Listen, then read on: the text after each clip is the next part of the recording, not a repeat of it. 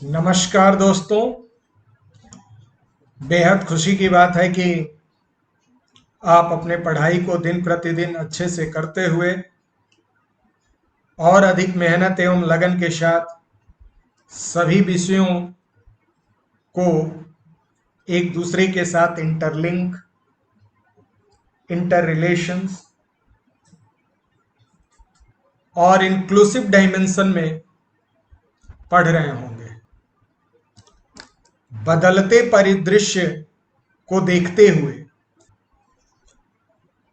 भारतीय राज्य व्यवस्था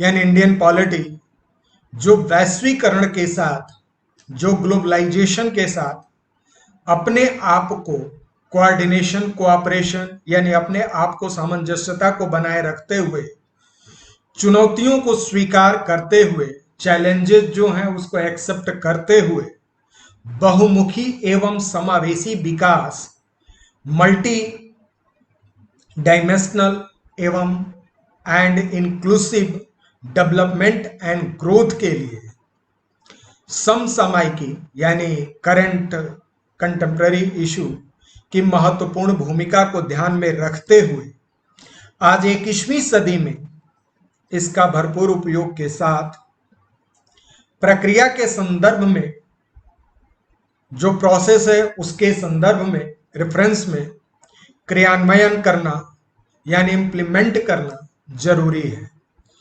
इसी क्रम में करंट अफेयर्स का एक महत्वपूर्ण योगदान है जो व्यक्ति के सर्वांगीण एवं सार्वभौमिक विकास का द्योतक है, indication of inclusive and universal growth.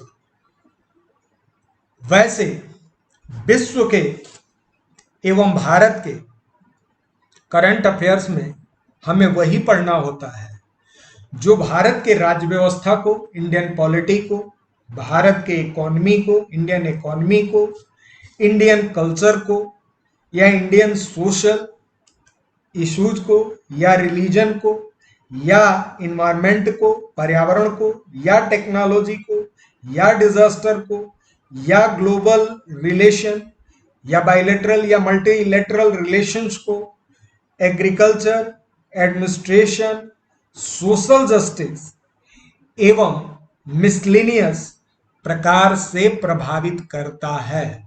उसी को हम लोग करंट अफेयर्स में पढ़ते हैं। वैसे भी यूपीएससी में बदलते दौर का अगर हम लोग हिसाब देखें या उस पर एनालिसिस करें तो पता चलता है कि जो करंट अफेयर्स का एक महत्वपूर्ण योगदान है। ध्यान देना, जो भी सब्जेक्ट होते हैं, चाहे हिस्ट्री हो, ज्योग्राफी हो, इकोनॉमिक्स हो, पॉलिटिकल साइंस हो, ये जितने भी, या environment and ecology, disaster management, internal security, agriculture या एथिक्स एंड इंटीग्रिटी, ये जितने सब्जेक्ट हैं, इस सब्जेक्ट स्टैटिक के साथ साथ अगर करंट अफेयर्स के साथ आपको रिलेट करके चीजों को नहीं एनालिसिस करते हैं, नहीं समझते हैं, तो फिर यूपीएससी के मानकों को आप तय नहीं कर पाते हैं। और जो स्टूडेंट यूपीएससी के मानकों को तय नहीं करेगा, इस यूपीएससी के स्टैंडर्ड को नहीं समझेगा, यूपीएससी के डिमांड को नहीं समझेगा, तो शायद वो कितनी भी पढ़ाई कर ले, सिलेक्शन कभी नहीं हो सकता है। इसलिए आपको ध्यान रखना जरूरी होता है कि हम चाहे जो भी सब्जेक्ट पढ़ रहे हैं उसका करंट अफेयर्स में कोई इंपॉर्टेंट रोल प्ले हो रहा है कि नहीं हो रहा है, ये हमें ध्यान रखना पड़ेगा। और कहा भी जाता है कि करंट अफेयर्स का जो एरिया है वो काफी बड़ा है। एरिया भले बड़ा हो, लेकिन आपको ध्यान रखना होगा कि उसी इशू को पढ़ते हैं जो डायरेक्ट और इनडायरेक्ट में इंडिया के किसी न किसी वे में अगर इफेक्ट कर रहा है, वही करंट अफेयर्स होगा। और वही एक प्रशासनिक अधिकारी से ये डिमांड करता है यूपीएससी कि आप उस चैलेंजेज को देखें और कंटेम्प्रेरी इशू के अकॉर्डिंग एनालिसिस करें और डिसीजन मेकिंग करें और उसको उस प्रॉब्लम को या उस जो भी सिचुएशन है या कंडीशन है उस कंडीशन को पॉजिटिव प्रॉपर वे में एक सोल्यूशन चाहिए। और इसी रेफरेंस में यूपीएससी 2013 के बाद जो सिलेबस चेंज किया उसमें करंट अफेयर्स रिलेटेड सारी चीजों को समावेश किया, इंक्लूड किया, ताकि स्टूडेंट मल्टी डायमेंशनल और वर्सेटाइल होकर अगर चीजों को स्टडी करेंगे तब भी मल्टी डायमेंशनल डिसीजन मेकिंग कर सकते हैं। और वो हमारे वो हमारे एक एडमिनिस्ट्रेशन में एक बहुत ज्यादा फ्रूटफुल रिजल्ट देगा, जो कम समय में हम सारे सोल्यूशन को प्राप्त कर सकते हैं। और जो हमारी डेमोक्रेटिक कंट्री जो है उसके अनुसार जो अगर भारत में जो प्रशासनिक अधिकारी है वो प्रशासनिक अधिकारी ही पूरे भारत को चला रहे हैं, इसलिए हमें यह ध्यान रखना होगा कि जो कंटेम्प्ररी इशू जो आ रहे हैं चाहे वर्ल्ड के किसी भी पार्ट में हो या वर्ल्ड के किसी भी डायमेंशंस में हो, वो डायरेक्ट और इनडायरेक्ट अगर इंडिया इफेक्ट हो रहा है तो उस करंट अफेयर्स को हमें ज्यादा से ज्यादा इंपॉर्टेंट वे में उसको एनालिसिस भी करना है, स्टडी भी करना है और प्रेजेंट डेट में उसका इम्प्लीमेंटेशंस भी करने हैं।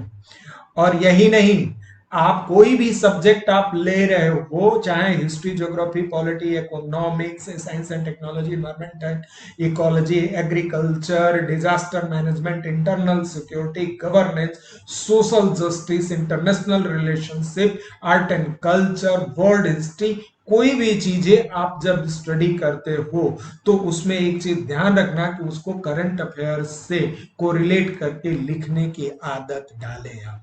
अदरवाइज आप स्टेटिक होके करेंगे तो वो ज्यादा नंबर स्कोर नहीं कर पाएंगे, और ज्यादा नंबर स्कोर नहीं कर पाएंगे तो ऑब्वियस है कि आपका सिलेक्शन नहीं हो पाएगा। तो इसी के सिलसिले में आज हम लोग आज से यानी 1 अगस्त से हम लोग करंट अफेयर्स पर डे रात को 10 बजे आपको तेजस आईएएस एकेडमी के चैनल पर, यूट्यूब चैनल पे आपको मिलेगा। इसलिए हम उन्हीं चीजों को, उन्हीं करंट अफेयर्स को शामिल करेंगे जो बहुत ज्यादा चर्चित है। और अगर देखें तो न्यूज़पेपर एडिटोरियल जैसे पीआईबी और पीआरएस और अदर्स, और न्यूज़पेपर एडिटोरियल का मतलब ये हो जाए कि द हिंदू है, times of India, economics times है, जनसत्ता है, दैनिक भास्कर है, हिंदुस्तान है, अमर उजाला है, या आपके दैनिक जागरण है, या हितवादा है, या क्रॉनिकल है, जितने भी न्यूज़पेपर होते हैं उसके जो एडिटोरियल्स हैं, और खासकर द हिंदू का एडिटोरियल इसमें मुख्य रूप से शामिल किया गया है। इसके अलावा जो एग्रीकल्चर रिलेटेड इश्यूज हैं या गवर्नेंस रिलेटेड जो इशू हैं, सोशल जस्टिस रिलेटेड इशूज हैं, या इंडियन पॉलिटिकल सिस्टम को डायरेक्ट इनडायरेक्ट में इन्फ्लुएंस कर रहे हैं, इंटरनेशनल रिलेशनशिप में है, इकोनॉमिक्स में है, इन्वायरमेंट एंड इकोलॉजी में है, साइंस एंड टेक्नोलॉजी में, या मिसलेनियस या अदर पार्ट में है, उन सब का हम लोग चर्चा करेंगे। और इसमें जो भी करंट अफेयर्स हुए हैं या होंगे या किस तरीके से डायरेक्ट और इनडायरेक्ट में हमारे सिलेबस का वो पार्ट है या नहीं भी है, तो हमारे सिलेबस के जो पार्ट है वो किस तरीके से इन्फ्लुएंस करता है, इफेक्ट करता है, उसको हमको मल्टी डायमेंशनल में होकर स्टडी करना होगा। और यही नहीं, सब्जेक्ट को भी हमें मॉडर्निटी के साथ करंट अफेयर से कोरिलेट करके देखना है। इसी तरीके से इसी सिलसिले में हमने द हिंदू के कुछ एडिटोरियल से यह टॉपिक लिया है, इन्वायरमेंटल इम्पैक्ट असेसमेंट, EIA। ये बेसिकली होता क्या है? तो पर्यावरण के क्षेत्र में काम करने वाले कुछ गैर सरकारी संगठनों और पर्यावरणविदों ने, जो इन्वायरमेंटलिस्ट हैं, ने यह आरोप लगाया कि सरकार के द्वारा लाया गया पर्यावरणीय प्रभाव आकलन मसौदा, इन्वायरमेंटल इम्पैक्ट असेसमेंट ड्राफ्ट, पर्यावरण प्रभाव आकलन यानी कि इन्वायरमेंटल इम्पैक्ट असेसमेंट के मूल प्रावधान को कमजोर करता है, इसके जो फंडामेंटल प्रोविजंस हैं उसको कहीं ना कहीं किसी ना किसी वे में क्या कर रहे हैं, कमजोर कर रहे हैं, जो पर्यावरण में नकारात्मक रूप से प्रभावित कर रहे हैं, जो हमारे पर्यावरण को क्या कर रहा है, निगेटिव इम्पैक्ट पड़ेगा। तो इसके मल्टी क्या होंगे, इफेक्ट पड़ेंगे, जिससे हमारा इन्वायरमेंटल इश्यूज क्रिएट होंगे। अब पर्यावरण इन्वायरमेंटलिस्ट और जो स्पेशलिस्ट लोग हैं उनका क्या कहना है, पर्यावरणीय प्रभाव आकलन यानी इन्वायरमेंटल इम्पैक्ट असेसमेंट जो नोटिफिकेशन 2006 में बदलाव करने के लिए लाया गया, यह नया मसौदा पर्यावरण विरोधी है। ये क्या है, जो नया असेसमेंट है वो हमारे इन्वायरमेंट के क्या है, अगेंस्ट में है।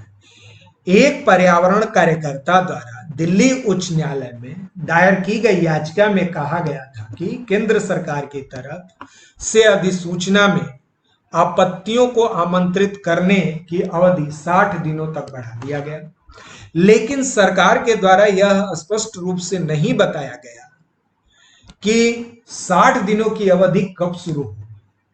इस याचिका पर सुनवाई करते हुए दिल्ली उच्च न्यायालय ने केंद्र सरकार को वर्ष 2020 के लिए पर्यावरणीय प्रभाव आकलन यानी इन्वायरमेंटल इंपैक्ट असेसमेंट की अधिसूचना के संबंध में आपत्तियों यानी जो उनके आपत्ति थे और सुझाव देने की अंतिम तिथि को लेकर स्पष्टीकरण देने का आदेश दिया है। ये गवर्नमेंट से कहा है कि आप मुझे स्पष्टीकरण दो, ये हमें जस्टिफाई करो।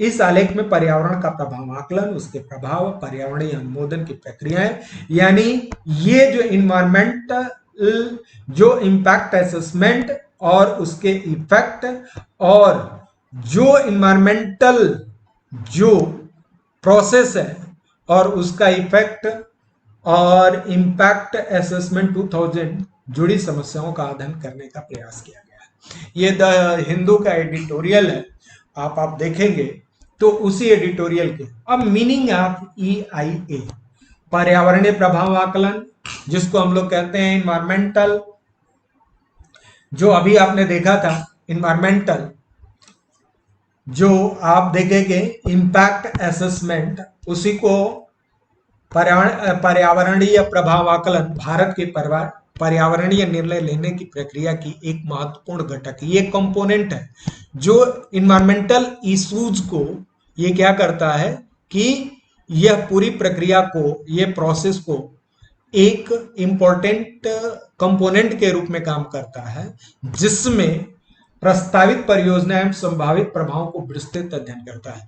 जो प्रपोज्ड प्रपोजल है और उसके multi dimensional effect, possible effect के विषय में कॉम्प्रिहेंसिव स्टडी करता है। EI किसी प्रस्तावित विकास योजना के संभावित पर्यावरणीय समस्याओं का पूरे आकलन करता है और योजना के निर्माण के प्रारूप निर्माण के चरण में निपटने का उपाय भी करता है। कहने का मतलब होता है कि कोई भी अगर प्रोजेक्ट लाया गया है और उस प्रोजेक्ट से इन्वायरमेंटल अगर इश्यूज होते हैं तो उसका बिफोर क्या करना होता है कि कैलकुलेशन करना होता है और उस योजना यानी प्रोजेक्ट के अनुसार उस पर्यावरणीय समस्या, इन्वायरमेंटल प्रॉब्लम्स को कम करने के लिए उपाय यानी उसके बेसिस भी तैयार करता है कि किस तरीके से उसको कम किया जा सके। यह योजना निर्माताओं के लिए उपकरण के रूप में उपलब्ध है ताकि विकासात्मक गतिविधियों और पर्यावरण के बीच चिंताओं के बीच समन्वय यानी coordination between growth, inclusive growth and environmental issues को क्या कर सके, हम प्रॉपर वे में कोऑर्डिनेट और कोऑपरेट कर सके, यानी सामंजस्यता के साथ समन्वय स्थापित कर सके ताकि विकास भी हो और हमारा पर्यावरण भी ज्यादा से ज्यादा नुकसान न हो। इन रिपोर्ट के आधार पर पर्यावरण मंत्रालय यानी इन्वायरमेंटल मिनिस्ट्री के अन्य प्रासंगिक नियम, निकाय और परियोजना की मंजूरी दे सकते हैं अथवा नहीं, और उसी के आधार पर जो हमारे इन्वायरमेंटल जो मिनिस्ट्रीज है वो क्या करता है कि उसको मंजूरी देना, अप्रूवल देना है कि नहीं देना, अब उसके ऊपर। भारत में ईआईए का जो आरंभ किया गया था 78-79 में नदी घाटी परियोजनाओं के परमण ये पर्यावरणीय प्रभाव आकलन से हुआ और कालांतर के दायरे में उपयोग के ताप विद्युत परियोजनाओं को भी शामिल कर लिया। इसमें सबसे पहले 1978-9 में जो रिवर वैली प्रोजेक्ट जो था, जो कि हमारे पर्यावरणीय यानी इन्वायरमेंटल इम्पैक्ट असेसमेंट उसी समय शुरू किया गया था कि जो हमारी रिवर वैली प्रोजेक्ट्स जो हैं, जैसे अगर टिहरी डैम की बात करते हैं वो सिस्मिक जोन में है और इतना बड़ा बांध बनाया गया है, तो बेसिकली अगर किसी समय आप समझ सकते हैं कि अगर भूकंप आया, अगर किसी भी तरीके से अगर प्रॉब्लम क्रिएट हुआ, अगर डैम टूटा, तो पूरा उत्तराखंड उस नदी के आगोश में आ जाएगा और जिसकी वजह से पूरी क्षति होगी। तो आप इसी और उसके पर्यावरणीय हमारे नुकसान भी हो रहे हैं, धीरे धीरे बहुत सारी उसके साइड इफेक्ट भी हमें दिखाई दे रहे हैं। तो 1978 में ये नदी घाटी परियोजनाओं को इसके अंतर्गत लाया गया था, लेकिन आज के डेट में उद्योग इंडस्ट्री और ये थर्मल जो पावर्स जो हैं, जो ताप विद्युत परियोजनाएं हैं, वो ईएआईए के अंतर्गत रखा गया है। तो भारत में ईएआईए का क्या करता है, तो ये उसका इंस्पेक्शन करता है, इन्वेस्टिगेशन करता है, उसका बेसलाइन डेटा कलेक्शन करता है, उसके इफेक्ट को स्टडी करता है, उसके इम्पैक्ट को कोशिश करता है जानने का, और समन योजना और उसको किस तरीके से मॉडिफाई किया जा सकता है, और एआई अपना रिपोर्ट देता है।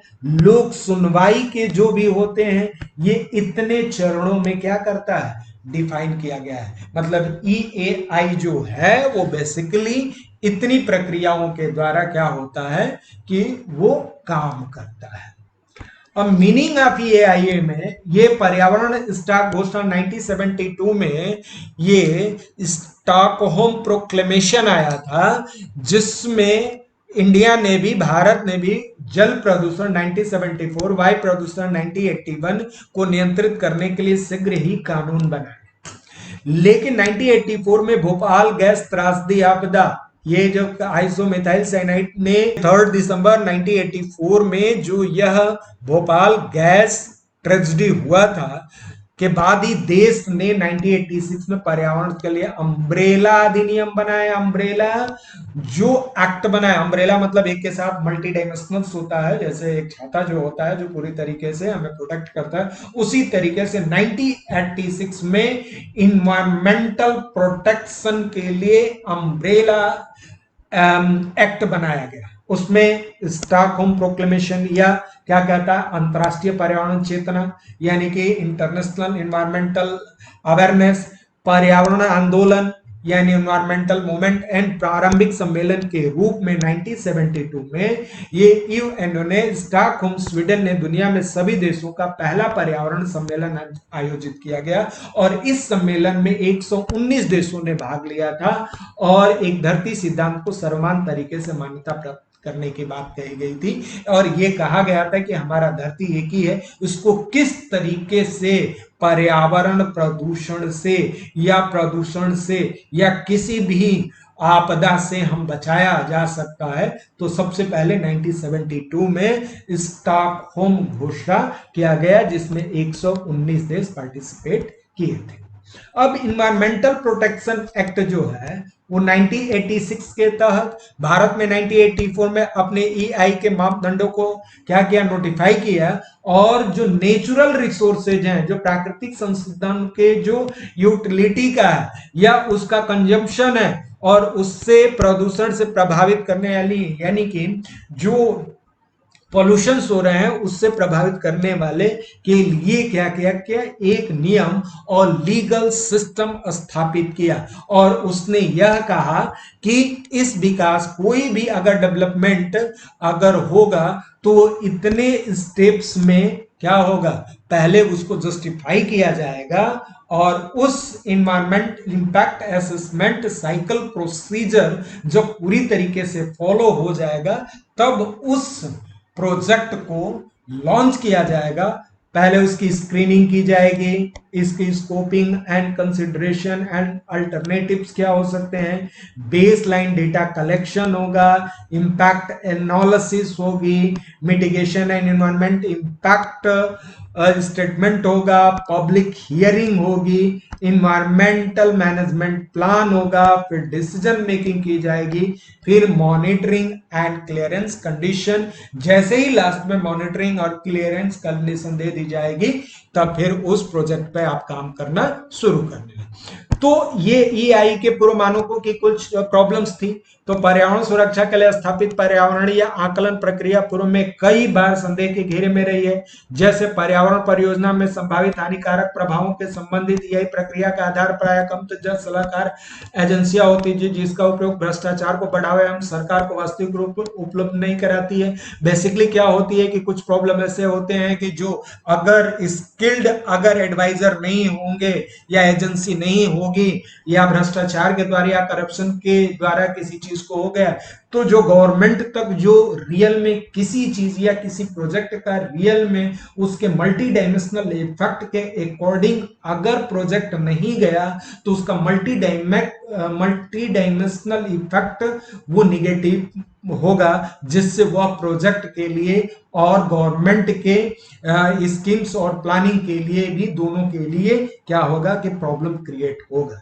इसी के अनुसार यह सुनिश्चित करने के लिए कि जो प्रशासनिक क्षमता है, जो एडमिनिस्ट्रेटिव कैपेबिलिटी है का अभाव समस्या और अधिक कठिन बना देगा। और इसी कारण है कि आज के डेट में एक एडमिनिस्ट्रेटिव लाइफ में एडमिनिस्ट्रेशन को या सिविल सर्वेंट को बहुत ज्यादा स्किल्ड होने की आवश्यकता है, ताकि वो मल्टी डायमेंशनल इफेक्ट को पॉजिटिवली हैंडल कर सके और इन मानकों को तय कर सके। दूसरी ओर परियोजनाओं के निर्माणों को शिकायत है कि एआई की प्रक्रिया उदारीकरण की भावना को न्यून कर दिया गया है, जिससे लाल फीताशाही और नौकरशाही को बढ़ावा दिया गया। 2014 के परियोजना में ये देरी चुनाव मुद्दा बनकर उभरी थी और ये कहा गया है कि लाल रेटरेपिज्म, और आप देखोगे कि लाल फीताशाही और ब्यूरोक्रेसी ने इस पर काफी ज्यादा बढ़ावा दिया है, जिससे ईआईए जो है वो खतरे में पहुंच गया।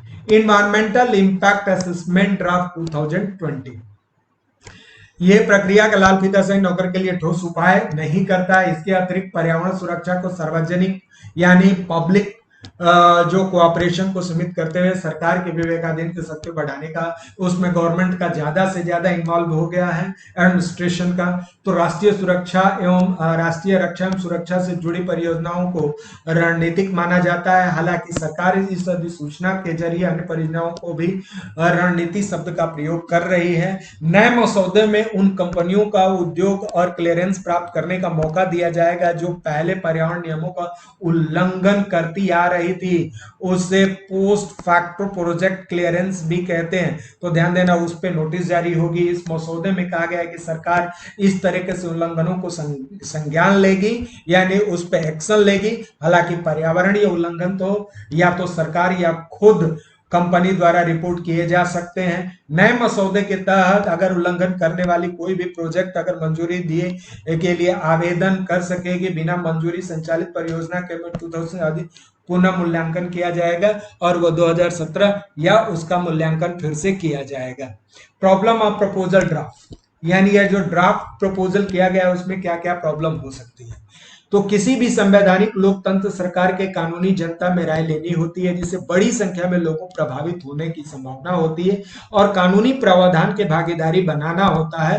परंतु प्रस्तावित मसौदे में सरकार ने जनता के सुझावों के लिए तय समय सीमा को कम करने का प्रयास करता है। और ये इन्वायरमेंट इम्पैक्ट असेसमेंट संबंधित जो नई नोटिफिकेशन जो आया है पर्यावरण को बचाने के संदर्भ में और लोगों के अधिकार छीनकर उसकी भूमिका को बहुत कम करती है। तो ध्यान देना कि ये हमारे अधिकारों को कुछ छीनती है, कम करती है और उसके साथ क्या करती है, सरकार के प्रस्तावित मसौदों के जरिए अन्य परियोजनाओं के लिए राजनीतिक शब्द का प्रयोग किया गया है। जो हमारे लिए मसौदा जो 2020 का है, ऐसी परियोजना के बारे में कोई जानकारी सार्वजनिक नहीं की जाएगी जो इस श्रेणी में आती है। जो अगर इस तरह के होंगे, ये समस्या है कि अगर तो उसको पब्लिक नहीं किया जाएगा। इससे बड़ी हानि यह है कि सर ये पर्यावरण प्रतिकूल रूप से प्रभावित करने वाले विभिन्न परियोजनाओं के लिए रास्ता खुल जाएगा और उद्योग ऐसी परियोजनाओं को बताकर आसानी से अनुमति ले लेंगे कि ये राजनीतिक है, इसलिए क्या होगा कि उसके वो कोई भी काम करना शुरू। इसके अतिरिक्त नया मसौदा विभिन्न परियोजनाओं को बहुत लंबी सूची पेश कर सकती है जिसे जनता के साथ विचार विमर्श करने के दायरे से बाहर रखा गया है। उदाहरण के तौर पर देश की सीमा में स्थित क्षेत्रों की सड़क या पाइपलाइन जैसी परियोजनाओं को सार्वजनिक सुनवाई की आवश्यकता नहीं होगी जब तक हम पब्लिक से ये कम्युनिकेशन नहीं करेंगे, उसके प्रोस कॉन को, उसको मेरिट डिमेरिट को नहीं समझेंगे, तब तक इस तरह के प्रोजेक्ट को लॉन्च करना और इस तरह के प्रोजेक्ट को इम्प्लीमेंट करना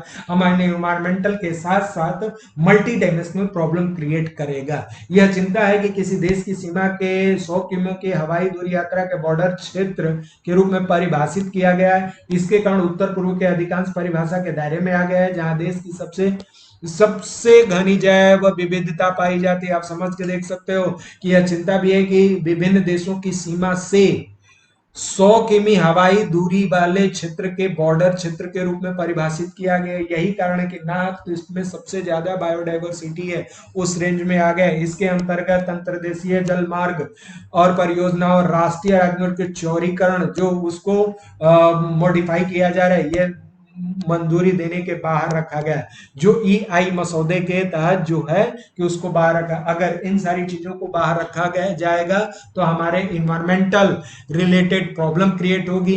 एग्रीकल्चर लैंड जैसे क्या होगा, डे बाय डे खत्म होंगे। और सरकार इस सारे प्रावधान को पर्यावरण संरक्षण का मूल कानून के साथ ही गंभीरता विरोधाभास की उत्पन्न करती है और ये हमारे गवर्नमेंट के लिए क्या होगा, ज्यादा पेनफुल होगा। क्योंकि इसे कहा भी जाता है कि एक तरफ पर्यावरण, जब तक एक तरफ डेवलपमेंट और एक तरफ पर्यावरण, दोनों एक दूसरे के ये कहा जाता है कि रिवर्स है, कि एक बढ़ेगा तो दो। अगर इंडस्ट्रियलाइजेशन होगा तो ऑब्वियस है कि हमारा इन्वायरमेंट एंड इकोलॉजी किसी ना किसी वे में प्रभावित होगा, पोल्यूशन का लेवल बढ़ेगा, इकोलॉजी प्रभावित होगी और इस तरीके से मल्टी डायमेंशनल प्रॉब्लम क्रिएट हो सकता है। अब इस पे कंक्लूजन क्या हो सकता है, तो पर्यावरण मापदंडों को परिवर्तन स्थानीय वातावरण पर प्रतिकूल प्रभाव पड़ सकता है, साथ ही व्यक्ति की आजीविका और खतरा उत्पन्न कर सकता है, घाटी में बाढ़ आ सकती है और जैव विविधता में गंभीर खतरा पड़ जाता है। तो ये साइकिल पूरी बढ़ेगी जिससे हमारा इन्वायरमेंटल एंड इकोलॉजिकल इश्यूज होंगे और सरकार ने पर्यावरणविदों के द्वारा रेखांकित की गई चिंताओं को गंभीरता से विचार करना चाहिए और मानवीय जीवन के गरिमामय विकास के लिए स्वच्छ और मानवीय जीवन को प्रॉपर डेवलपमेंट के लिए क्या होना चाहिए कि एक अच्छा सा इन्वायरमेंट इम्पैक्ट असेसमेंट तैयार करना चाहिए जो सभी डायमेंशंस में क्या कर सकता हो कि पर्यावरण के मापदंडों यानी मानकों, यानी जो भी उसके जो मानक है, जो मेजर करने के जो लेवल है, उन सभी मानकों को तय करें ताकि आने वाले दिनों में हमारा क्या हो सके, जैव विविधता पे किसी भी तरह की प्रॉब्लम ना हो सके और किसी भी तरीके से फ्लड और इस तरीके से नेचुरल डिजास्टर आने की संभावनाओं को कम किया जा सकता है। तो ये ध्यान देना है, द हिंदू का ये एडिटोरियल था, इसमें मेंस में किस तरीके से क्वेश्चंस बनेंगे। तो क्वेश्चंस बनने की पॉसिबिलिटी इस तरीके से है कि बढ़ते हुए इंडस्ट्रियलाइजेशन यानी बढ़ते हुए औद्योगिकरण में, ठीक है, जैव विविधता और पर्यावरण की दृष्टि किस प्रकार से खतरा उत्पन्न होगा, इसका EIA के रेफरेंस में क्या करें कि डिस्क्राइब करें। तो आप इस पे ये मेन से ये इन्वायरमेंटल एंड इकोलॉजिकल इश्यू का है, पेपर 3 का ये आपसे पूछा जा सकता है। अब चर्चा जो आया है इलेक्शन ऑफ यूएसए प्रेसिडेंट। हाल ही में अमेरिकी राष्ट्रपति डोनाल्ड ट्रंप ने यह सुझाव कि नवंबर माह में होने वाले राष्ट्रपति चुनाव कुछ समय के लिए टाला जा सकता है। राष्ट्रपति के सुझाव के साथ एक नया विवाद शुरू हो गया है क्योंकि आप देखते हैं कि पेंडेमिक चल रहा है, कोरोना जो कोविड-19 जो चल रहा है उसके आधार पर ये डोनाल्ड ट्रंप साहब बोले कि जो नवंबर में होने वाला इलेक्शंस है उसको पोस्टपोन कर दिया जाए कुछ दिनों के लिए। अमेरिकी राष्ट्रपति ने कहा है कि देश में 3 नवंबर को आयोजित होने वाले चुनावों को तब तक देरी हो सकती है जब तक आम जो वोटर्स है सुरक्षित रूप से मतदान नहीं कर सकते, मतलब उसको तब तक पोस्टपोन किया जा सकता है जब सारी चीजें सुटेबल कंडीशंस में आ जाएगी तो मतदान करा लेंगे। ऐसे में यह प्रश्न चर्चा में आ गया कि क्या जो अमेरिकी राष्ट्रपति है वो चुनाव स्थगित करने का अधिकार रखता है, चुनाव को यानी इलेक्शन को पोस्टपोन कराने का अधिकार रखता है या नहीं रखता है। तो चलिए देखते हैं। पावर ऑफ यूएसए प्रेसिडेंट, अमेरिकी कानून के अनुसार अमेरिकी राष्ट्रपति को चुनाव स्थगित करने का अधिकार नहीं है। यानी according to law of America के अनुसार अगर देखा जाए तो जो यूएस प्रेसिडेंट है वो चुनाव को इलेक्शन को पोस्टपोन नहीं करा सकता है। अमेरिका संविधान के अनुसार अमेरिका में राष्ट्रपति चुनाव की तारीख राष्ट्रपति नहीं बल्कि अमेरिकी कांग्रेस द्वारा तय की जाती है। ये राष्ट्रपति के द्वारा नहीं, ये जो अमेरिकी कांग्रेस है उसके द्वारा निर्धारित किया जाता है। 25 जनवरी 1845 को यह रिकमेंड एक संघीय कानून को स्पष्ट करते हुए चुनाव समय पर निर्धारित किया जाए। जो फेडरल सिस्टम है वहां चुनाव समय से कराना जरूरी है और निर्वाचक मंडल जो इलेक्टोरल कॉलेज है का चयन जिक्र करते हुए जो फेडरल लॉ में कहा गया है कि राष्ट्रपति यानी प्रेसिडेंट एंड वाइस प्रेसिडेंट का चुनाव जो इलेक्टोरल कॉलेज प्रत्येक अमेरिकी नागरिक उस वर्ष नवंबर माह के पहले सोमवार के बाद आने वाले मंगलवार को नियुक्त किया जाएगा, जिस पर राष्ट्रपति या उपराष्ट्रपति नियुक्त की जानी है। ये 25 जनवरी यानी 25 जनवरी 1845 में स्पेशली वहां इलेक्टोरल कॉलेज आप प्रेसिडेंट एंड अगर वाइस प्रेसिडेंट चुनाव की जो प्रक्रिया है उसमें ये सारे मेंशंस किए गए हैं। कानून के अनुसार इस वर्ष अमेरिकी राष्ट्रपति के निर्वाचक मंडल इलेक्टोरल कॉलेज का चयन 3 नवंबर को ही किया जाएगा। हालांकि राष्ट्रपति एवं उपराष्ट्रपति का चुनाव संबंधी इस कानून को नया कानून पारित करके बदला जा सकता है। नो डाउट जिस हाउस ऑफ रिप्रेजेंटेटिव और सीनेट दोनों की मंजूरी अगर मिलने की आवश्यकता है, साथ ही इस नए कानून के न्यायालय के समक्ष चुनौती भी दी जा सकेगी और जैसे ही इसको अप्रूवल मिल जाएगा ये परिवर्तन किया भी जा सकता है। लेकिन ध्यान देना ये राष्ट्रपति के राइट्स में नहीं है, अमेरिकी राष्ट्रपति के चुनाव पोस्टपोन कराने के राइट में नहीं है, ये अमेरिकी कांग्रेस को है। अमेरिकी कांग्रेस की अगर हम बात करें तो अमेरिकी कांग्रेस जो है इसके द्वारा तय किया जा सकता है और अमेरिकी कांग्रेस जो है राष्ट्रपति के चुनाव संबंधी कानून को नया कानून पारित भी किया जा सकता है। वहां कॉन्स्टिट्यूशनल अमेंडमेंट भी क्या किया जाएगा और अमेरिका में हाउस ऑफ रिप्रेजेंटेटिव और सीनेट दोनों की मंजूरी मिलने के साथ वहां की कानूनी यानी जुडिशरी जब उसको अप्रूवल दे देगा तो वह कानून बन के तैयार हो जाएगा और शायद इस चुनाव को पोस्टपोन भी कराया जा सकता है। लेकिन यह केवल अमेरिकी कांग्रेस को ही पावर दिया गया है। इफ इलेक्शन आर पोस्टपोन, यदि पोस्टपोन होता है तो हालांकि चुनाव स्थगित होने की संभावना बहुत कम है, किंतु यदि अमेरिका का नीति निर्माता कोरोना वायरस के प्रकोप के मद्देनजर राष्ट्रपति के चुनाव में कुछ समय के लिए टालने का निर्णय लेते हैं तो अमेरिकी नियमों के अनुसार डोनाल्ड ट्रंप अपने कार्यकाल की अवधि से ज्यादा व्हाइट हाउस में बतौर राष्ट्रपति कार्य नहीं कर सकेंगे। तब क्या होगा, राष्ट्रपति ट्रंप का कार्यकाल जो होता है 20 जनवरी 2021 को समाप्त हो रहा है।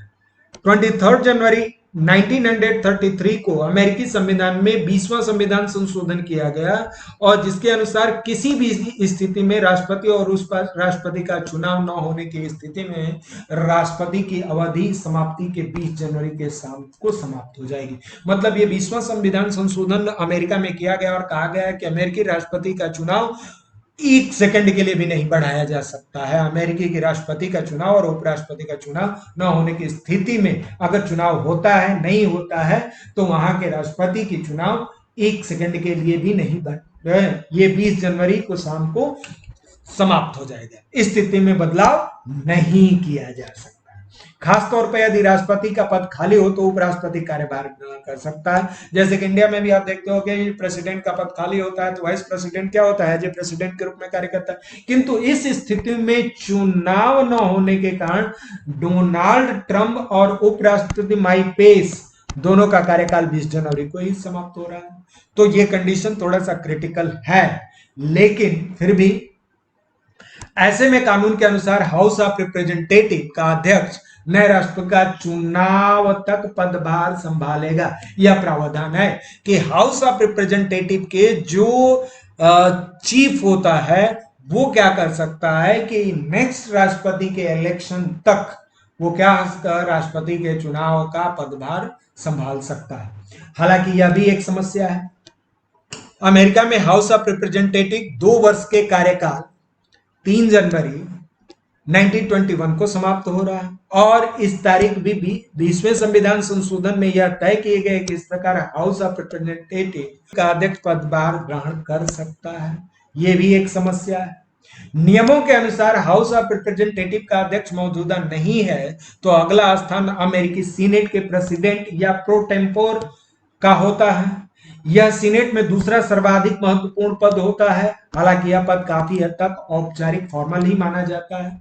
ये अमेरिकी संविधान के अनुसार सीनेट और उपराष्ट्रपति की अनुपस्थिति में एक प्रेसिडेंट प्रो टेम्पोर का चयन करना चाहिए। ये ऐसा प्रेसिडेंट प्रो टेम्पोर का ये मीनिंग है, लेकिन क्या होगा, ऐसा ये प्रावधान है। ये आप देखेंगे कि ये प्रेसिडेंट प्रे टेम्पोर का चयन करने का एक विकल्प के रूप में है।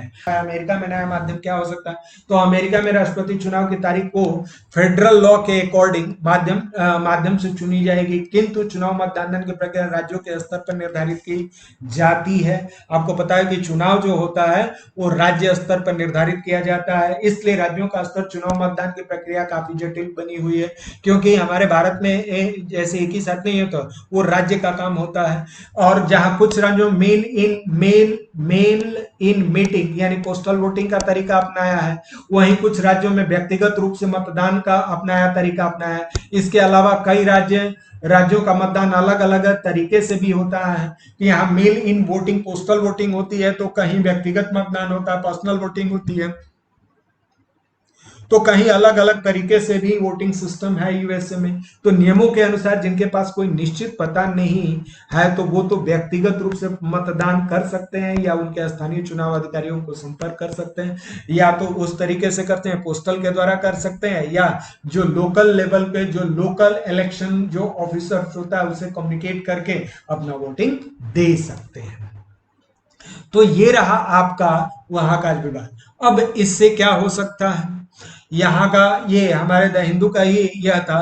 तो यहाँ आप देख सकते हैं कि किस तरीके से अब हमारे ये मेंस पैटर्न पे इससे किस तरह के क्वेश्चंस पूछे जा सकता है। अब जब इंडियन पॉलिटी का जब पेपर सेकंड पेपर जीएस का पेपर सेकंड देखेंगे तो compare between constitution Indian constitution and other constitution में अमेरिकन कॉन्स्टिट्यूशन में भी देखेंगे, उससे कंपेयर करके क्वेश्चन एराइज किए जा सकते हैं। अब है Asian infrastructure investment bank AIIB। Asia में सामाजिक आर्थिक यानी सोशल इकोनॉमी को बेहतर बनाने के लिए एक बहुपक्षीय विकास बैंक है, यानी मल्टी लेटरल डेवलपमेंट बैंक है। कौन? एशियन इंफ्रास्ट्रक्चर इन्वेस्टमेंट बैंक, जिसका मुख्यालय कहां है? बीजिंग में है। इसे जनवरी 2000 कार्य करना शुरू किया था। विश्व के कुल अनुमोदित संख्याओं का बढ़कर 103। इसमें जो कुल एशियन इंफ्रास्ट्रक्चर इन्वेस्टमेंट बैंक में जो मेंबर है 103 है। हाल में जीन क्यूलिन को 5 वर्ष के लिए दूसरे कार्यकाल के लिए चीन स्थित एशियन इंफ्रास्ट्रक्चर इन्वेस्टमेंट बैंक का अध्यक्ष पद पुनः निर्वाचित कर। तो ध्यान देना यह विवाद क्यों हुआ है, इसका मेन कारण जो है जीन लिक्यून ने दूसरे कार्यकाल में इनके अध्यक्ष पद को बढ़ा दिया गया। ये जीन लिक्यून के अनुसार AIB द्वारा गैर राजनीतिक संस्था के रूप में भारत में परियोजनाओं को जारी रखेगा।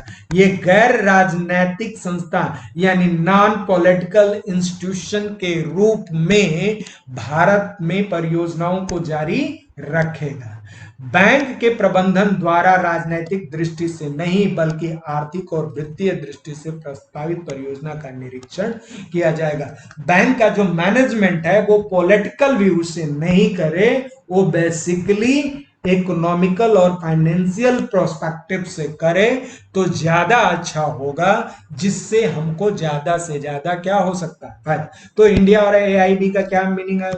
ये संस्थापक सदस्यों में से भारत एक था, और भारत के जो चाइना का जो शेयर है एआईबी में 26 पॉइंट, तो दूसरे सबसे बड़ा शेयर धारक वोटिंग जो है जो इंडिया के पास है 7.62% शेयर है। भारत के द्वारा एआईबी 4.35 बिलियन अमेरिकी डॉलर का ऋण प्राप्त किया गया है, जो किसी भी देश द्वारा प्राप्त सबसे अधिक ऋण राशि है भारत द्वारा।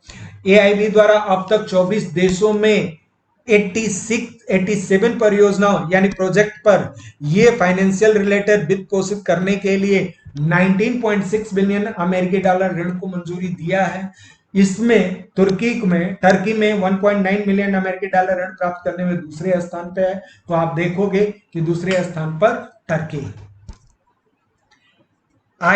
एआईआईबी द्वारा भारत में ऊर्जा यानी एनर्जी, ट्रांसपोर्टेशन, वाटर जैसे क्षेत्रों के अलावा ये बंगलुरु मेट्रो परियोजना यूएसडी 33 मिलियन, गुजरात में ग्रामीण सड़क परियोजना यानी कि rural road project in Gujarat USD 3 to 9 million, Mumbai शहरी परिवहन परियोजना, ये Mumbai urban transportation project phase 3 में 500 मिलियन अमेरिकी डॉलर परियोजनाओं का भी दोस्तों की मंजूरी दी गई है। मतलब एआईबी ने इतने, चाहे ऊर्जा एनर्जी, ट्रांसपोर्टेशन, वाटर, ये इसके अलावा आप बेंगलुरु मेट्रो रेल प्रोजेक्ट में, और गुजरात में ग्रामीण सड़क परियोजना में rural road project in Gujarat, और मुंबई ये अर्बन ट्रांसपोर्टेशन प्रोजेक्ट में ये इस तरीके से एआईआईबी ने ऋण दिया है। हाल ही में एक आभासी बैठक में भारत द्वारा यह कहा गया कि कोविड 19 के संकट के दौरान एआईबी से अपेक्षा की जाती है कि एआईबी जो रिकवरी रिस्पॉन्स अर्थात क्राइसिस रिकवरी फैसिलिटी के द्वारा सामाजिक बुनियादी ढांचे को विकसित करने तथा जलवायु परिवर्तन एवं सतत ऊर्जा बुनियादी ढांचे के विकास के एकीकृत करने के लिए नए वित्त संसाधनों को उपलब्ध। कहने का मतलब होता है कि जो पेंडेमिक है या कोविड 19 के संकट के दौरान मल्टी डायमेंशनल क्राइसिस आ गया है, तो उसके लिए कुछ इस तरीके से हमें बेनिफिट देने के लिए एआईबी से उम्मीद किया जा सकता है कि वो नए संसाधन के रूप में कुछ फाइनेंशियल रिलेटेड हमें क्या कर सकता है कि संसाधन उपलब्ध कराए। इसका मतलब यह है कि हाल में भारत के चयन में अपने व्यापारिक और निवेश कम किया गया है। इसके बावजूद भारत और चीन के नेतृत्व वाले जो एशियाई इंफ्रास्ट्रक्चर इन्वेस्टमेंट बैंक के साथ अपने सहयोग के बदले या कम करने का कोई इरादा नहीं है। और इस तरह भले भारत और चाइना के बीच में व्यापार कम हो गए हैं, लेकिन जो AIIB Asian infrastructure investment bank के साथ पूरी तरीके से सहयोग और कोऑपरेशन रहेगा, और उसमें किसी भी तरीके से बदलने और कम कर। अब उसी तरीके से चाइना का क्या रूप है?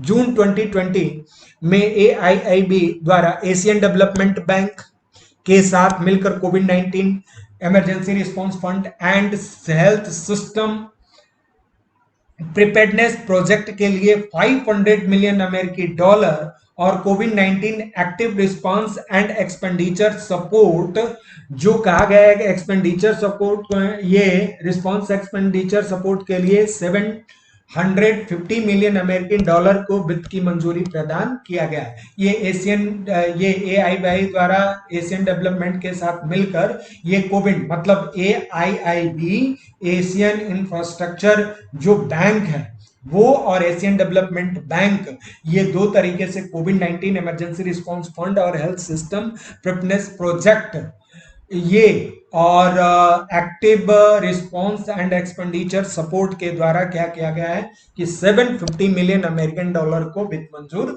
किया गया। भारत चीन के और लद्दाख की गलवान ये झड़प के 2 दिन बाद ही 750 मिलियन अमेरिकी डॉलर ऋण की मंजूरी दी गई थी। एआईबी द्वारा बेल्ट इन रोड इनिशिएटिव के तहत कई परियोजनाओं का समर्थन किया है। तो एआईबी ने चाइना को बहुत ज्यादा प्रमोट कर रहा है, हालांकि यह औपचारिक रूप से परियोजना से जुड़ा नहीं है। ये फॉर्मली अगर देखा जाए तो ये जुड़ा नहीं है। चीन पाकिस्तान आर्थिक गलियारा जो BRI, belt belt and road initiative, BRI परियोजना का ही भाग है, भारत के लिए सामरिक दृष्टि से यह चिंता का विषय है, क्योंकि चाइना का एआईबी से जिस तरीके से ये बेल्ट एंड रोड इनिशिएटिव है, वो कहीं ना कहीं वो हमारी सामरिक स्ट्रेटेजिक प्रॉब्लम क्रिएट कर सकता है। अब उसी तरीके से Commonwealth human right initiative, C H R I, ध्यान देना, इस पे अगर हम बात करें कि ये एआईबी, इस पे प्री पॉइंट ऑफ व्यू से भी है कि कितने मेंबर है, इसका एस्टेब्लिशमेंट हुआ भारत उसका मेंबर है कि नहीं है, इससे प्री पॉइंट ऑफ व्यू से क्वेश्चन पूछा जाएगा। अब एआईबी के द्वारा ये हमारा इंटरनेशनल रिलेशंस में किस तरीके से कोऑपरेट करेगा, फाइनेंशियल रिलेशन किस तरीके से होगा, इसी से दो करके ये क्वेश्चन एराइज किया जा सकता है इस पे। अब है कॉमनवेल्थ ह्यूमन राइट इनिशिएटिव, सीएचआरआई, एक स्वतंत्र और अंतरराष्ट्रीय नॉन गवर्नमेंटल ऑर्गेनाइजेशन है। इसका मुख्यालय नई दिल्ली में है।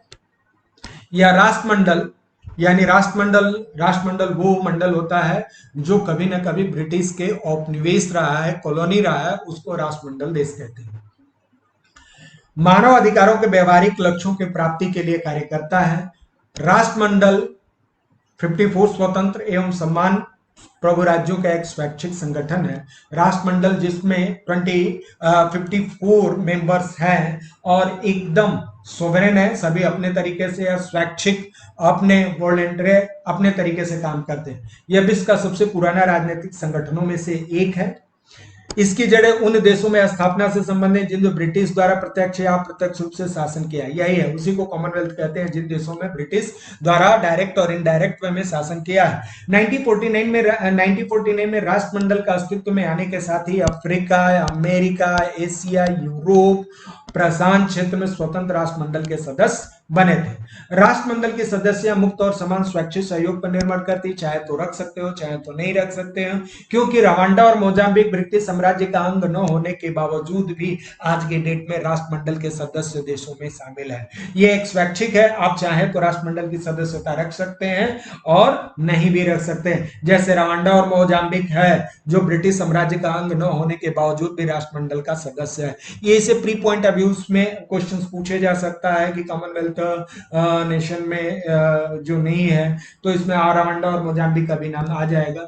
और रिपोर्ट ऑफ सीएचआरआई, ये रिपोर्ट ऑफ सीएचआरआई क्या है, हाल ही में 30 जुलाई को world day against trafficking in person के अवसर पर कॉमनवेल्थ ह्यूमन राइट इनिशिएटिव ने एक अंतरराष्ट्रीय दास्ता विरोध संगठन वाक फ्री के द्वारा दास्ता के संदर्भ में एक रिपोर्ट प्रस्तुत किया था। उस रिपोर्ट में कहा क्या गया था कि 2018 के बलपूर्वक मानव तस्करी, यानी ह्यूमन, जो बलपूर्वक श्रम, यानी कि फोर्स्ड लेबर, मानव तस्करी, जो हमारा मानव की जो तस्करी किया जाता है, बाल श्रम, जो चाइल्ड लेबर की बात समाप्त करने, और सतत विकास लक्ष्य यानी कि सस्टेनेबल डेवलपमेंट गोल 8.7 को प्राप्त करने के आधुनिक दास्ता की स्थिति में 2030 तक समाप्त करने के लिए वादे की प्रगति का आकलन किया है। इसमें राष्ट्रमंडल देशों में आधुनिकता दास्ता से ग्रसित विश्व का 40% लोग विद्यमान है। एक अनुमान के अनुसार 150 लोगों में से प्रत्येक एक व्यक्ति आधुनिक दास्ता में, यह आधुनिक दास्ता का मतलब होती है मॉडर्न स्लेवरी, ठीक है। राष्ट्रमंडल देशों के द्वारा आधुनिक दास्ता यानी मॉडर्न स्लेवरी के उन्मूलन, एबोलिश के प्रति प्रतिबद्धता यानी कि कमिटमेंट को काफी 2013 तक आर्निक समाप्त करने के लिए कमी देखी गई है। राष्ट्रमंडल 1/3 देशों में जबरन विवाह कराने में संलिप्त है, जबकि 20 देश ऐसे हैं जो बच्चों के व्यवसायिक वंशों में संलिप्तता नहीं है। राष्ट्रमंडल के इस अंतराल के पीड़ित सहायता के कार्यक्रमों को प्रस्तुत करता है। तो ये आप देख सकते हो human related multi dimensional problems इस रिपोर्ट में आया है। और ये मॉडर्न स्लेवरी की जो बात कही जा रही है, जिसमें फोर्स लेबर की बात कर रहे हैं, ह्यूमन ट्रैफिकिंग की बात किया जा रहा है और चाइल्ड लेबर की बात किया जा रहा है। अब स्टेटस, आप उसमें इंडिया का स्टेटस क्या है? रिपोर्ट के अनुसार भारत द्वारा समन्वय संदर्भ में सबसे खराब प्रदर्शन है, समन्वय कोऑर्डिनेशन में।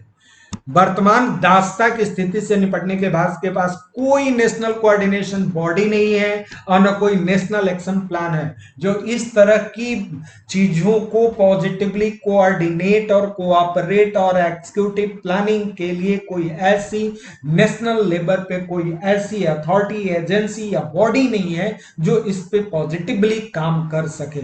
तो भारत में, विश्व में बाल बंधुओं की कुल 1/3 यही मौजूद है।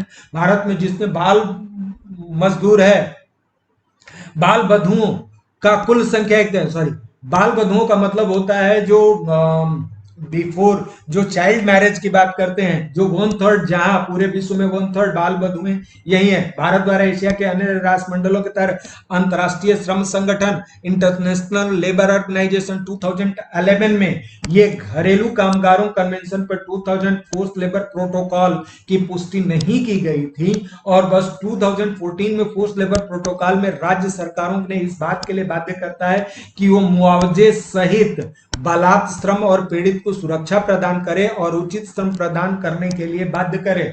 और इस तरीके से यह राज्य का कर्तव्य होगा। यह प्रोटोकॉल राज्य के एक राष्ट्रीय नीति विकसित करने, यह जो कहा जाता है कि नेशनल पॉलिसी डेवलपमेंट करने के लिए जबरन या अनिवार्य श्रम को प्रभावी और निरंतर दमनकारी योजना के तैयार करने के लिए भी बाध्य करे। और जो इस तरीके से एक्सप्लॉयटेशन हो रहे हैं या जिस तरीके से जबरन जबरदस्ती ये सारी चीजें किया जा रहा है, उस पर कंट्रोल किया जाए और पॉजिटिवली ह्यूमन लाइफ को एग्जीक्यूट करने के लिए, प्रॉपर मेंटेन करने के लिए अच्छे से एक वर्क किया जाए। कॉन्स्टिट्यूशनल प्रोविजन क्या है इंडिया में? तो कॉन्स्टिट्यूशनल प्रोविजन हमारे इंडिया में जीवन कर व्यक्तिगत स्वतंत्रता की बात करी गई है। जो जीवन और व्यक्तिगत मतलब कि लाइफ एंड लिबर्टी की बात करी गई है। बालात आर्टिकल 23 में बालात श्रम या फोर्स, ये जो चाइल्ड लेबर के बैन करता है। और आर्टिकल 24 में 14 वर्ष से कम उम्र के बच्चों के लिए प्रतिबंधित करता है। आर्टिकल 39 में कहा जाए कि श्रमिकों, राज्य के श्रमिकों, पुरुष और महिलाओं के स्वास्थ्य और सामर्थ्य सुरक्षित करने के लिए निर्देश दिया गया है। डीपीएसपी में आर्टिकल 39 में ये मेंशन किया गया है कि राज्य के श्रमिक पुरुषों यानी कि लेबर, मेल, फीमेल के हेल्थ और उसके सुरक्षित करने का निर्देश दें। आर्टिकल 42 में कहा गया, निर्देश करता है कि वह काम ही उचित और मानवीय स्थिति में सुरक्षित और मातृत्व राहत के लिए प्रावधान किया गया है। यानी कि जो मर्टर्निटी का प्रावधान किया गया है, इसमें जो इसको दंड देने का भी प्रावधान किया, जैसे इंडियन पिनल कोड के ये 366, 366 बी, 370, 374 और 370 और 370 मानव तस्करी के खतरे को मुकाबला करने के लिए व्यापक उपाय किया गया है, जिसमें किसी बच्चे को किसी शारीरिक शोषण, यौन शोषण, दास्ता, जबरन अंगों का ये व्यापार सहित इस तरीके से ये 370 और 370 ए की बात करता है। और किशोर न्यायालय अधिनियम जो जुवेनाइल कोर्ट एक्ट 2015 है, या इंफॉर्मेशन टेक्नोलॉजी आईटी एक्ट 2000 है, या अनैतिक यातायात अधिनियम है, इलीगल ट्रांसपोर्टेशन एक्ट, या चाइल्ड लेबर एक्ट 1956 है, या फोर्स लेबर यानी बधुआ मजदूरी उन्मूलन एबोलिश एक्ट 1976, ये उद्देश्य दास्ता के विभिन्न स्वरूपों को समाप्त करता है। तो नो डाउट हमारे यहाँ जो कॉन्स्टिट्यूशनल प्रोविजन है काफी सॉलिड है, काफी स्ट्रॉन्ग है, जिससे हमें पॉजिटिवली एग्जीक्यूट भी होता है। और उसके हमारे सजा का भी प्रावधान पीनल कोड में है जो आईपीसी के द्वारा दिया गया है। 360 ए, 66 ए, 366 बी, 370 ए, 370 और 374। और अदर प्रोविजंस में क्या क्या है? तो भारत द्वारा यूनाइटेड नेशन कन्वेंशन एंड ये ट्रांसनेशनल ऑर्गेनाइज क्राइम, जो international convention and transnational organise crime UNCTOC की पुष्टि की गई है। और इससे प्रोटोकॉल विशेष रूप से महिलाओं एवं बच्चों को तस्करी एवं रोकथाम से ये स्पेशली इस पे प्रोविजन किया गया। भारत द्वारा महिलाओं और बच्चों को वेश्यावृत्ति या प्रोस्टिट्यूशन या उसको तस्करी रोकने के लिए ये दक्षिण South Asia association regional cooperation SAARC convention में ये पुष्टि भी किया गया है। महिलाओं एवं बच्चों के मानव तस्करी को रोकथाम और वसूली प्रत्यार्पण पीड़ितों के लिए एकीकरण 2000 जून 2015 में भारत और बांग्लादेश के मध्य ये बाइलेटरल कोऑपरेशन एग्रीमेंट भी हुआ है। मानव तस्करी को रोकने के संदर्भ में राज्य सरकारों द्वारा किए गए विभिन्न फैसलों को विचार विमर्श करने, यानी राज्य सरकार भी अपने लिए नियम कानून 2006 में गृह मंत्रालय मिनिस्ट्री ऑफ होम अफेयर्स द्वारा नोडल सेल की स्थापना करने की बात कही गई। तो अदर प्रोविजन में कॉन्स्टिट्यूशनल प्रोसीजर ऑफ प्रोविजंस देखा, अब ये अदर प्रोविजंस में इस तरीके से। तो CHRI के द्वारा जो यह प्रोविजन लाया गया है, इसमें मॉडर्न स्लेवरी की बात करते हैं और जितने भी जो एक्सप्लॉयटेशन हो रहे हैं या जितने भी इलीगल्स काम हो रहे हैं उसके लिए प्रोविजंस में इसमें इसमें किया गया है। तो ध्यान देना, ये सोशल इशूज के क्वेश्चंस हैं और इस पे बनने की पॉसिबिलिटी है। अदर प्रोविजन इन इंडिया में क्या है? न्यायिक सम्मेलन, ट्रायल कोर्ट, न्यायिक अधिकारियों प्रशिक्षित, संवेदनशील, सेंसिटिव बनाने के लिए हाई कोर्ट स्तर पर मानव तस्करी न्यायिक सम्मेलन आयोजित किए जाते हैं। इन सम्मेलनों का उद्देश्य मानव तस्करी संबंधित विभिन्न इशूज हैं न्यायिक अधिकारी संवेदनशील बनाना और शीघ्र उसका निर्णय देना ये होता है। केंद्र सरकार द्वारा देश भर में जो कानूनी एजेंसी है क्षमता का निर्माण किया जाए, वृद्धि किया जाए और उसके माध्यम से जागरूकता फैलाई जाए। पुलिस अधिकारियों एवं अभियोजनों के लिए मानव तस्करी उन्मूलन विषय पर क्षेत्रीय, राज्य और जिला स्तर पर ये क्या होता है? संयुक्त प्रशिक्षण यानी कि ज्वाइंट एक ट्रेनिंग सेंटर स्थापित किया जाए ताकि लोगों को अवेयर किया जा सके और यह आम जनता को इन सारी चीजों के विषय में बता सके। गृह मंत्रालय द्वारा एक व्यापक योजना के तहत प्रशिक्षण क्षमता निर्माण के माध्यम से भारत में ये मानव तस्करी यानी ह्यूमन ट्रैफिकिंग को रोकने के लिए 270 एंटी ह्यूमन ट्रैफिकिंग यूनिटी की स्थापना फंड जारी किया गया है। तो नो डाउट इस पे गवर्नमेंट भी बहुत तेजी से एक्शन भी ले रहा है और 270 डिस्ट्रिक्ट्स में एंटी ह्यूमन ट्रैफिकिंग यूनिट की भी स्थापना करने के लिए फंड अलॉट किया गया है। और एंटी ह्यूमन ट्रैफिकिंग जो प्राथमिक कानून परिवर्तन, पीड़ित देखभाल को पुनर्वास संबंधित एजेंसियों के साथ संपर्क करना है। इसका मुख्य काम होगा कि जो इससे पीड़ित है या जो इसके लिए उसको पुनर्वास कैसे किया जा सकता है। और गृह मंत्रालय द्वारा राज्य संघों शासित प्रदेशों में नामित इकाइयों को नोडल एजेंसियों के साथ कोऑर्डिनेशन जो है कॉन्फ्रेंसेस करके उनमें प्रॉपर ये अदर प्रोविजंस में है कि गांव स्तर से लेके ब्लॉक स्तर से लेके जिले स्तर से लेके स्टेट लेवल पे रहकर लगभग सभी लोगों को क्या है कि इस प्रोविजन से क्या किया जा सके कि उनको जागरूक बनाया जा सके और इस तरीके के शोषण से बचा जा सके। अब है पायलट प्रोजेक्ट अंडर ग्रामोद्योग विकास योजना। 30 जुलाई 2020 को भारत सरकार ने सूक्ष्म, लघु एवं मध्यम MSME एवं ग्रामोद्योग विकास योजना के तहत अगरबत्ती निर्माण में शामिल कारीगरों को लाभ पहुंचाने के लिए ग्रामीण उद्योगों के विकास के लिए कार्यक्रम, मतलब कि वो गांव के ये जो रूरल डेवलपमेंट में जो ये अगरबत्ती बनाने के लिए इस कार्यक्रम में वर्तमान में कुल 4 पायलट प्रोजेक्ट शुरू किए गए हैं, जिसमें एक पायलट प्रोजेक्ट पूर्वोत्तर भारत में शुरू किया जाएगा। तो 4 पायलट प्रोजेक्ट में एक हो गया पूर्वोत्तर भारत में। इसके तहत पायलट प्रोजेक्ट में कारीगरों प्रत्येक लक्षित समूह को 50 स्वचालित अगरबत्ती बनाने की मशीन और 10 मिक्सिंग मशीन भी प्रदान किया जाएगा। इस चारों पायलट प्रोजेक्ट के कारीगरों को 200 स्वचालित अगरबत्ती बनाने के लिए और 400 मिक्सिंग मशीन 40 मिक्सिंग मशीन के लिए प्रदान किया जाएगा, जिसका उद्देश्य अगरबत्ती उत्पादन को बढ़ाना और पारंपरिक कारीगरों के लिए अस्थायी रोजगार प्रदान करना, जिसके उनकी आय में वृद्धि हो जाए। अगरबत्ती निर्माण उद्योग को बढ़ावा देने के लिए हाल में भारत सरकार 2 अहम निर्णय लिए गए हैं। आयात नीति में अगरबत्ती मुक्त व्यापार श्रेणी से हटाकर प्रतिबंधित व्यापार की सूची में किया गया कि पहले ये फ्री ट्रेड में था, अब इसको रेस्ट्रिक्टेड में कर दिया गया है। अगरबत्ती निर्माण के उपयोग किए जाने वाले जो चक्राकार बांस की छड़ी है, राउंड बम्बू स्टिक को आयात शुल्क 10% से बढ़ाकर क्या कर दिया गया, 25% कर दिया गया है। भारत सरकार इन निर्णयों को अगरबत्ती स्वदेशी उत्पादन को बढ़ावा देने में मदद मिलेगी और ग्रामीण रोजगार पैदा करने में बहुत ज्यादा योगदान होगा। तो ध्यान देना, जब इंपोर्ट जो आयात शुल्क अगर बढ़ा दिया जाता है तो इंपोर्ट कम हो जाता है, तो जो हमारे इंडिया के अंदर जो है उसमें स्वदेशीकरण का उत्पादन क्या होगा, बढ़ावा मिलेगा, जिससे ज्यादा से ज्यादा लोगों को रोजगार मिले। स्वदेशी आंदोलन उत्पादन एवं मांग के बीच का अंतर कम करने की प्रक्रिया, ये क्या होगा कि देश में अगरबत्ती के आयात को कम करेगा और इससे हमारा क्या होगा, अगरबत्ती का आयात भी कम होगा और रीजनल लेवल का डेवलपमेंट होगा। रीजनल डेवलपमेंट होने के साथ साथ मल्टी डायमेंशनल और मल्टी पर्पज यानी बहुत सारे लोगों को क्या होगा, रोजगार मिलेगा, पर कैपिटा इनकम बढ़ेगा, उनकी स्थिति, आर्थिक स्थिति सुधरेगी। ठीक है। Free capital of Andhra Pradesh.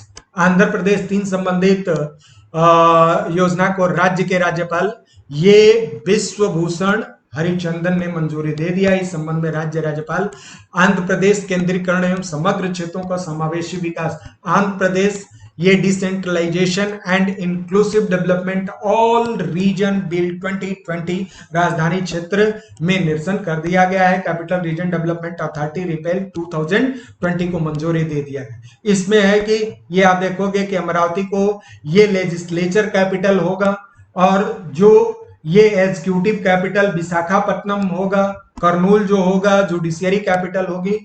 ये बेसिकली जो है ये एक आईएएस रिटायर्ड जो थे जीएन राव की अध्यक्षता में बनी समिति के रिकमेंडेशंस पे ये किया गया है और 17 दिसंबर 2019 को आंध्र प्रदेश के मुख्यमंत्री ने दक्षिण अफ्रीका मॉडल में ये तीन राजधानियां बनाने के, ये दक्षिण अफ्रीका को आप देखेंगे तो वहां भी तीन राजधानियां हैं और उसी के रेफरेंस में आंध्र प्रदेश में तीन राजधानियों के विषय में चर्चा किया गया है।